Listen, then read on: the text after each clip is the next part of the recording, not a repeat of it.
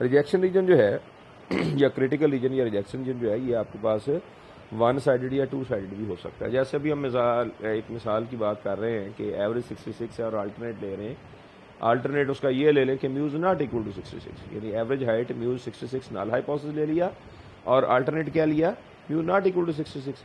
तो अब not equal जो है ये हमें दोनों तरफ ही रिजेक्शन की पॉसिबिलिटी बताता है कि अगर सैंपल का मीन 66 से काफ़ी बढ़ गया तो भी हम एच नॉट को रिजेक्ट कर देंगे, और अगर किसी सैंपल का मीन काफ़ी कम आ गया तो भी हम एच नॉट को रिजेक्ट कर देंगे।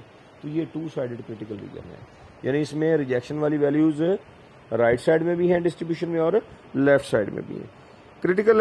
और अगर किसी एक तरफ ही हो, मसलन आप यूँ कह लें कि नल हाइपोथेसिस है कि एवरेज हाइट 66 इंच है ज़्यादा से ज़्यादा, तो नल बनेगा म्यू लेस और इक्वल टू 66, ज़्यादा से ज़्यादा एट मोस्ट कह रहे हैं, तो अल्टरनेट बन जाना है म्यू ग्रेटर देन 66। यानी आप कहते हैं कि हाइट जो है एवरेज वो 66 इंच से कम है, और अल्टरनेट कह रहे हैं कि एवरेज हाइट 66 इंच से ज़्यादा है। तो अब रिजेक्शन सिर्फ ज़्यादा की सूरत में होगी अगर सैंपल की एवरेज वैल्यू 66 से काफ़ी बड़ी आ जाए, जिसको हम इग्नोर ना कर सकें, जिस डिफरेंस को हम जुटला ना सकें, हमें मानना पड़े उस डिफरेंस की वजह से कि नहीं जी ये डिफरेंस जो है आप इसको ऐसे ही नहीं कह सकते कि ये सैंपल की वजह से लगता ही है कि एक्चुअली हाइट 66 से कहीं ज़्यादा है, तो वो फिर वन साइडेड टेस्ट कहलाएगा।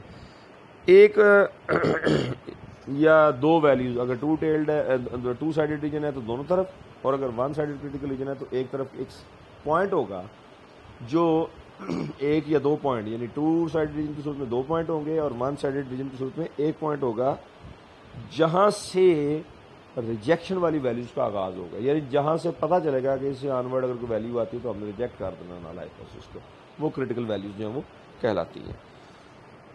और ये इन्होंने एक टर्म दी नॉन रिजेक्शन रीजन, इसको एक्सेप्टेंस रीजन कहा जाता है, जो प्रोबेबिलिटी डिस्ट्रीब्यूशन का वो पोर्शन जिनमें अगर कोई वैल्यू आती है तो फिर हम नल हाइपोथेसिस को रिजेक्ट नहीं करते बल्कि एक्सेप्ट करते हैं, वो नॉन रिजेक्शन या एक्सेप्टेंस रीजन कहलाता है। ज़्यादा किताबों में इसकी टर्म जो ये एक्सेप्टेंस रीजन चलती है। एक कॉन्सेप्ट इसके अंदर है डिग्रीज ऑफ फ्रीडम का। ये जब हम टी स्टैटिस्टिक का स्क्वायर और एफ स्टैटिस्टिक्स पढ़ेंगे उन सब के साथ ये अटैच्ड है, जेड स्टैटिस्टिक के साथ ये अटैच नहीं है। ये होता है number of independent observations available for a test, किसी टेस्ट को कंडक्ट करने के लिए इंडिपेंडेंट ऑब्जर्वेशंस कितनी अवेलेबल हैं। इसको अब मैं सादा से अंदाज से ये कहूँ कि फ़र्ज़ करें कि एक कंडीशन लग गई, आप कहते हैं जी कि 5 वैल्यूज़ लें जिनका टोटल 50 हो, 5 वैल्यूज़ लें जिनका टोटल 50 हो, 4 वैल्यूज़ आप अपनी मर्ज़ी से चूज़ कर सकते हैं, लेकिन 5वीं वैल्यू पर पाबंदी लग जाएगी कि वो ऐसी वैल्यू लेनी है कि पहली 4 में जब उनको जमा करें तो टोटल 50 पड़े। फ़र्ज़ करें पहली 4 का टोटली 50 बन गया तो 5वीं वैल्यू फिक्स हो जाएगी 0। पहली 4 वैल्यूज़ ऐसी सिलेक्ट हुई हैं कि उनका टोटल बनता है 40, तो फिर 5वीं वैल्यू लाजमन 10 लेनी पड़ेगी। यानी इसमें 4 वैल्यूज़ इंडिपेंडेंट है, 5वीं वैल्यू डिपेंड कर रही है पहली 4 पे। जब तक पहली 4 डिसाइड नहीं हो जाती, पहली 4 तो इंडिपेंडेंट डिसाइड हुई, 5वीं में मनमानी नहीं की जा सकती क्योंकि रिस्ट्रिक्शन लगी हुई है। तो इस तरह जितनी इंडिपेंडेंस होती है, जितनी इंडिपेंडेंट ऑब्जर्वेशन होती हैं किसी प्रॉब्लम में, वो उसकी डिग्रीज ऑफ फ्रीडम कहलाती है। तो इसमें हम पढ़ेंगे टी टेस्ट में कि n-1 होती है, n1 + n2 - 2 होती है। यहाँ इसकी डिटेल में जाने की जरूरत नहीं है, अपने पॉइंट पे ये चीज़ जो है वो क्लियर हो जाएगी। यहाँ सिर्फ एक आइडिया जो है इसका दिया गया है। अच्छा फिर जो जैसे मैंने कहा क्रिटिकल रीजन वन टेल्ड या टू टेल्ड हो सकता है, ऐसे ही आपके हाइपोथेसिस जो हैं ये वन टेल्ड या टू टेल्ड हो सकते हैं, और इसकी इंडिकेशन हमें मिलती है अल्टरनेट हाइपोथेसिस से या अल्टरनेटिव हाइपोथेसिस से। अगर अल्टरनेटिव हाइपोथेसिस जो है उसमें नॉट इक्वल का सिंबल है तो आपका टू टेल्ड टेस्ट होगा, अगर लेस या ग्रेटर का सिंबल है, अकेला किसी लेस का या ग्रेटर का, तो फिर आपका अल्टरनेट हाइपोथेसिस जो है वो वन साइडेड होगा। या वन टेल टेस्ट होगा, और इसमें नीचे इस चीज़ की वजाहत दे दी गई है। राइट टेल टेस्ट जो होता है उसमें अल्टरनेट हाइपोथेसिस ग्रेटर की फॉर्म में होगा, और लेफ्ट टेल टेस्ट में अल्टरनेट हाइपोथेसिस जब वो लेस की फॉर्म में होगा। ये नीचे का टेबल दिया गया है, इसमें इन्होंने वन टेल टेस्ट और टू टेल टेस्ट जो इंडिकेट कर दिए। ये सिग्निफिकेंट डिफरेंस जो है, जब एच नॉट या नल हाइपोथेसिस रिजेक्ट हो जाए तो फिर हम कहते हैं कि सिग्निफिकेंट डिफरेंस जो है वो पाया जाता है। जो सैम्पल एविडेंस है वो पॉपुलेशन की क्लेम्ड वैल्यू से बहुत मुख्तलिफ है, और ये जो फ़र्क है ये सिग्निफिकेंट है, यानी इम्पॉर्टेंट है, उसको इग्नोर नहीं किया जा सकता। उसको आप चांस डिफरेंस नहीं समझ सकते, बाई चांस नहीं समझ सकते। आप ये अज्यूम, फिर वहाँ ये अज्यूम करने पे मजबूर होते हैं कि ये डिफरेंस जेन्युइनली डिफरेंस है, एक्चुअल डिफरेंस है। ये बाई चांस इतना फ़र्क नहीं आया, हकीकत में जो क्लेम है नल हाइपोथेसिस में वो ट्रू नहीं है, वरना इतना डिफरेंस ना आता। सैम्पल साइज का इफेक्ट जो है हाइपोथेसिस टेस्टिंग पे क्या है, इसको इग्नोर कर दें, लेवल ऑफ कॉन्फिडेंस को इग्नोर कर दें, इन चीज़ों को छोड़ दें। अब आ जाते हैं जी जो हमारा एक्चुअल काम है, hypothesis testing for single mean. जो अब इसमें चूँकि हमने सैम्पलिंग में हमारा बहुत लिमिटेड सा सिलेबस था, हमने बहुत सी चीज़ें इसमें नहीं पढ़ी, हमने डायरेक्ट इसके फार्मूलाज देख लिए हैं। तरीकाकार क्या है, इसमें टेस्ट स्टैटिस्टिक होगा z is equal to x bar minus mu naught into square root n divided by sigma. Procedure ये होगा, 6 स्टेप्स होते हैं हर जगह पे, ये स्टेप्स आपको आने चाहिए। पहला है एच नॉट डिफाइन करेंगे, mu is equal to mu naught. Mu है पैरामीटर, म्यू नॉट उसकी हाइपोथेटिकल वैल्यू जो आप टेस्ट करना चाहते हैं, जो क्लेम आप चेक करना चाहते हैं। H1 होगा mu not equal to mu naught, ये टू टेल टेस्ट होगा। ये नीचे डायग्राम में दिखाया गया कि ये नॉर्मल कर्व है, और mu not equal to mu naught आपका H1 है, और सेंटर में चूंकि ये नॉर्मल कर्व है इसका मीन 0 होगा। Z यहाँ स्टैंडर्ड नॉर्मल वेरिएबल को जाहिर करता है, और इसमें लेफ्ट और राइट साइड पे 2 पॉइंट होंगे, एक माइनस जेड अल्फा बाई 2 कहलाएगा, एक प्लस जेड अल्फा बाई 2 कहलाएगा। ये जो अल्फा बाई 2 लेफ्ट साइड पे है ये probability of rejection on left side है, और जो अल्फा बाई 2 राइट साइड पे है ये probability of rejection on right side है। और ये दोनों शेडेड एरियाज जो हैं ये क्रिटिकल रीजन है, और ये जेड अल्फा बाई 2 और माइनस जेड अल्फा बाई 2 जो है ये क्रिटिकल पॉइंट्स हैं।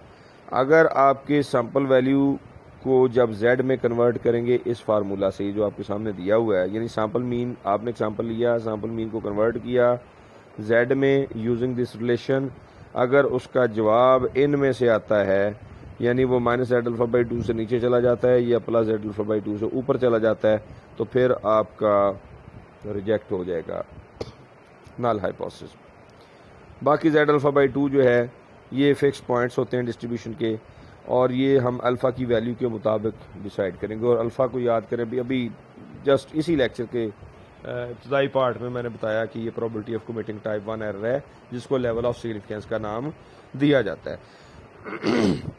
तो अल्टरनेट अगर लेते हैं mu less then mu naught, तो ये लेफ्ट टेस्ट बन जाएगा, इसकी ये शक्ल होगी, इसमें सारा क्रिटिकल रीजन लेफ्ट साइड पे होगा, यानी माइनस जेड अल्फा इसका क्रिटिकल पॉइंट होगा, और ये लेफ्ट साइड का शेडेड एरिया जो ये रिजेक्शन रीजन होगा, और ये माइनस जेड अल्फा इसका क्रिटिकल पॉइंट होगा।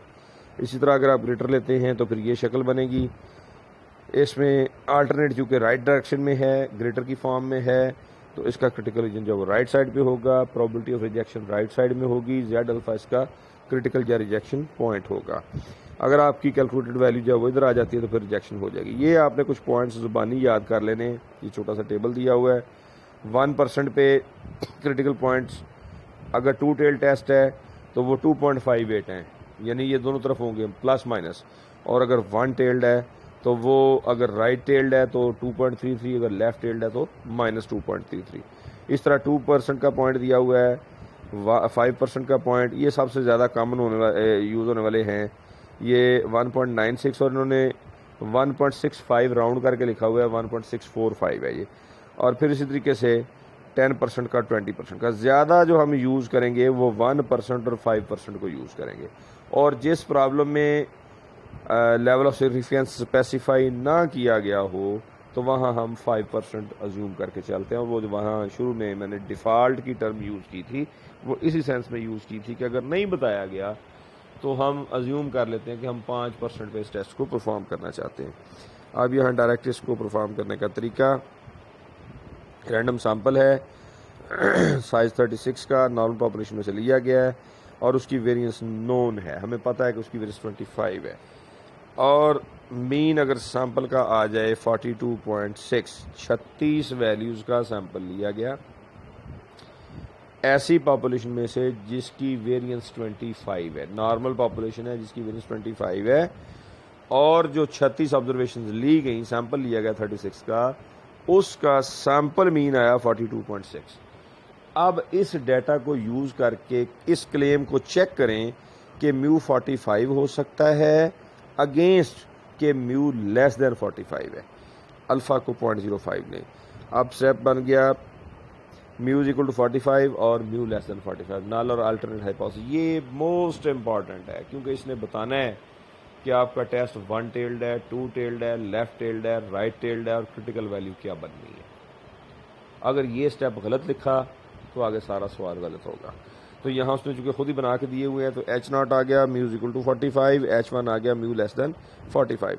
Level of significance alpha 0.05, 0.05। Test statistic formula ये रीराइट करके लिखा हुआ है कि x bar minus mu not over sigma over n square. अब डाटा क्या है कंप्यूटेशन के लिए, एक्स बार दिया हुआ है 42.6, म्यू नॉट ये जो क्लेम की हुई है वैल्यू 45, माइनस कर देंगे इसमें से 45 divided by sigma, sigma square था 25 तो सिग्मा बन जाएगा 5, एन सैंपल था 36 का तो वो वैल्यू पुट की, ये वैल्यू आ गई -2.88। अब क्रिटिकल वैल्यू पे आ जाएं, चूंकि अल्टरनेट है लेफ्ट पे लेस की शक्ल में, डायग्राम बना ली और मैंने आपको बताया कि 5% पे लेफ्ट साइड पे 5% क्रिटिकल वैल्यू है 1.645, चूंकि ये लेफ्ट साइड पे तो उसके साथ माइनस का साइन आएगा। आपकी वैल्यू है -2.88 और -2.88 अंदर चली गई है क्रिटिकल रीजन में, मजीद लेफ्ट साइड पे चली गई है, तो इसका मतलब है कि आप रिजेक्ट करेंगे H0 को, ये कहते हुए कि आपकी जो कैलकुलेटेड Z वैल्यू है वो क्रिटिकल रीजन में चली गई है, लिहाजा आप H0 को रिजेक्ट करते हैं और इस क्लेम को कि म्यू की वैल्यू 45 से लेस है इसको आप सपोर्ट करते हैं।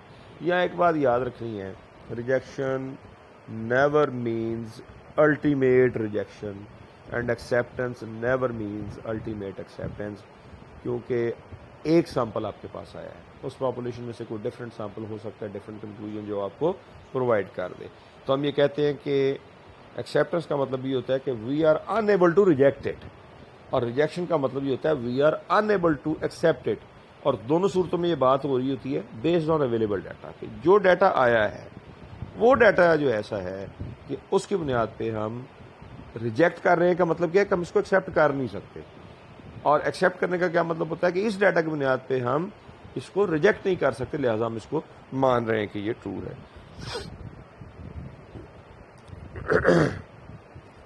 अच्छा, बाज़ वक़्त ऐसा होता है कि हमारे पास पॉपुलेशन वेरिएंस भी अननोन होती है, पॉपुलेशन वेरिएंस भी अननोन होती है। ऊपर वाले प्रॉब्लम में सिग्मा स्क्वायर का पता था, अब सिचुएशन ऐसी भी हो सकती है कि आपको सिग्मा स्क्वायर का भी इल्म ना हो, तो फिर टेस्ट जो है उसमें आपको पता है कि सिग्मा स्क्वायर की बजाय उसकी सैंपल वेरिएंस इस्तेमाल हो सकती है, तो फिर हम ये चीज़ ले लेते हैं।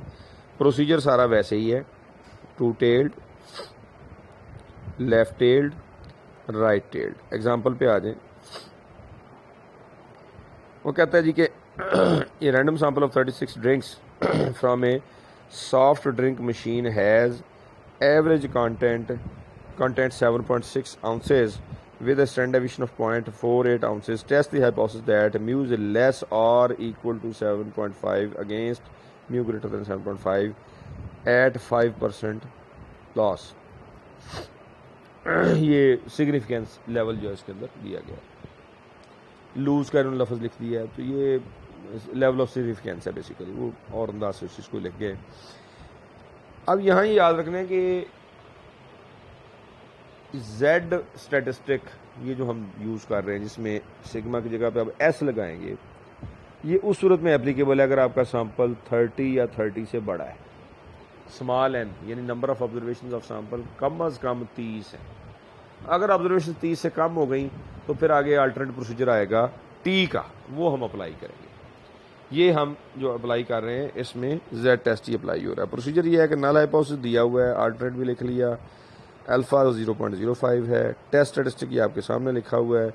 अब इसके अंदर वो वैल्यूज़ डाल दें जो अवेलेबल हैं, 7.6 - 7.5 36 स्क्वायर रूट डिवाइड बाई 0.48, तो ये 1.25 आ जाता है। चूँकि ग्रेटर का हाइपोथेसिस है, क्रिटिकल पॉइंट राइट साइड पे आएगा, 1.645, हमारी वैल्यू 1.25 है। ये एक्सेप्टेंस रीजन के अंदर है, वो शेडेड एरिया के अंदर ये नहीं जाती, तो हम कहेंगे कि जो नल हाइपोथेसिस है आप उसको रिजेक्ट नहीं कर सकते। आप यही कहेंगे कि जो मीन है वो 7.5 या इससे लेस है।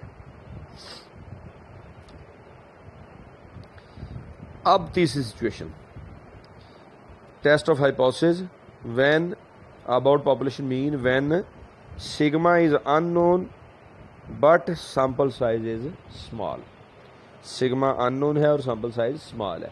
स्मॉल सैंपल साइज को कहते हैं n लेस देन 30। अब वही फार्मूला होगा लेकिन उसमें डिस्ट्रीब्यूशन t नहीं होगी, z नहीं होगी, एक नई डिस्ट्रीब्यूशन है t डिस्ट्रीब्यूशन। अब इसकी टेक्निकल डिटेल्स में मैं नहीं जा सकता क्योंकि वो आपके सिलेबस के डोमेन में नहीं आती। z से मिलती जुलती एक डिफरेंट, ये भी सिमेट्रिक डिस्ट्रीब्यूशन है लेकिन ये z यानी स्टैंडर्ड नॉर्मल डिस्ट्रीब्यूशन नहीं है, ये एक डिफरेंट डिस्ट्रीब्यूशन है जिसको टी डिस्ट्रीब्यूशन कहते हैं, और ये भी फैमिली ऑफ डिस्ट्रीब्यूशन है। और इसमें फिर हम वैसे ही प्रोसीजर लिखेंगे सारे का सारा, सिर्फ ये फ़र्क पड़ेगा कि हमारा फार्मूला बदल जाएगा, z की बजाय t हो जाएगा। और एक और डिफरेंस देखें, इसमें कैपिटल S की बजाय स्मॉल s लिया हुआ है।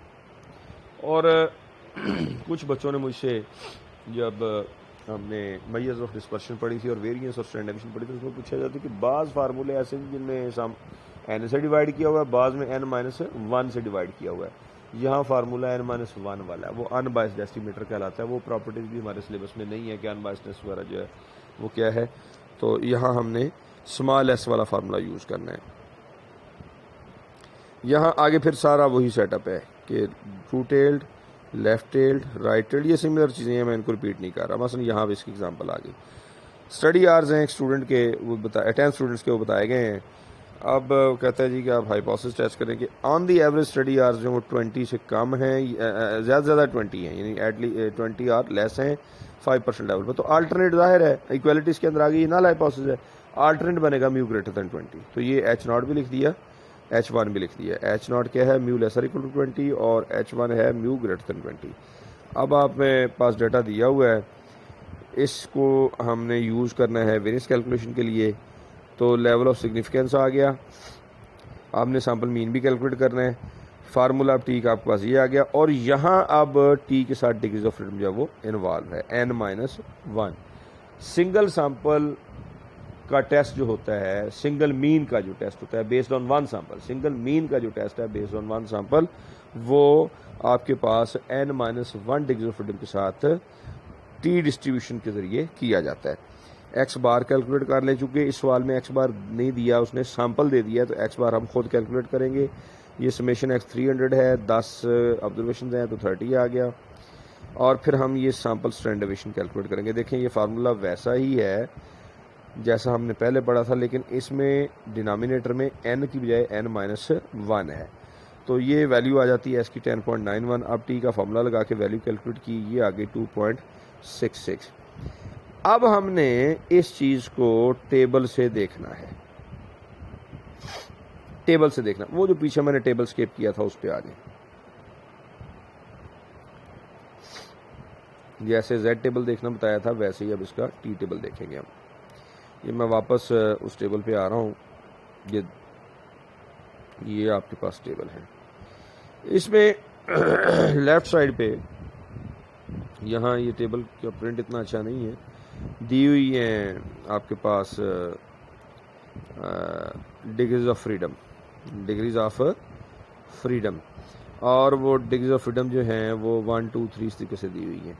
और ऊपर प्रोबेबिलिटीज़ की 2 रोज़ हैं, एक वन टेल अल्फ़ा और एक टू टेल्ड अल्फ़ा। हम चूँकि वन टेल्ड टेस्ट कर रहे हैं, हमारा अल्फ़ा 0.05 है।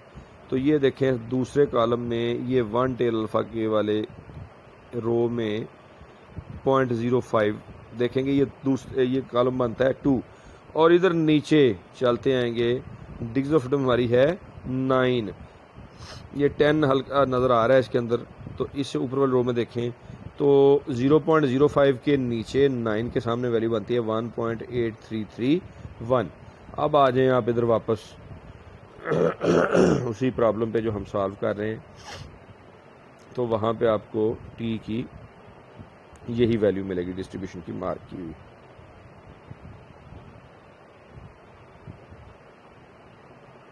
वन 1.83 इन्होंने लिखी है, 8331 है तो उन्होंने राउंड करके 2 डेसिमल तक लिखी हुई है। अब आप डायग्राम बना के देखें, इसकी शक्ल भी वैसी ही होती है जैसे बेल शेप कर्व नॉर्मल की होती है। तो 1.83 जो है ये हमारी वैल्यू है, ये इधर गलत मार्क हुई है, सॉरी ठीक है, ये 1.83 जो है ये क्रिटिकल वैल्यू है। अब हमारी वैल्यू है 2.66, वो बढ़ गई है इससे, और जो बड़ी वैल्यूज़ हैं वो सारे के सारी क्रिटिकल रीजन है। यानी इसका मतलब ये है कि हम ये कह सकते हैं कि नल हाइपोथेसिस जो है वो रिजेक्ट है। तो ये प्रोसीजर है टी टेस्ट का। तो इस लेक्चर में मैंने सिंगल मीन तक के सारे प्रोसीजर्स और बेसिक थ्योरी पढ़ा दी है। नेक्स्ट लेक्चर में मैं टेस्टिंग फॉर 2 मीन्स जो है उसके प्रोसीजर बताऊंगा और उसकी एग्जांपल जो है वो डिस्कस करूंगा।